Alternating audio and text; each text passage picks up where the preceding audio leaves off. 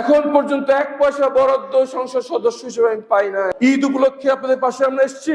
এখানে 1 পয়সা সরকারি না, এটা পুরোটাই আমাদের সহকর্মীদের, আমাদের অনুরাগীদের, যারা আল্লাহর সন্তুষ্টির জন্য আপনাদের পাশে এসে দাঁড়িয়েছেন। আমাদের যতটুকু সামর্থ্য আছে তা নিয়ে আপনাদের পাশে ছিলাম, আছি এবং থাকবো ইনশাআল্লাহ।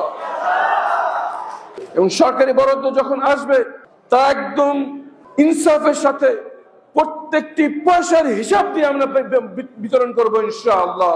আমরা জানি একদিন আল্লাহর সামনে দাঁড়াতে হবে, আল্লাহর সামনে হিসাব দিতে হবে।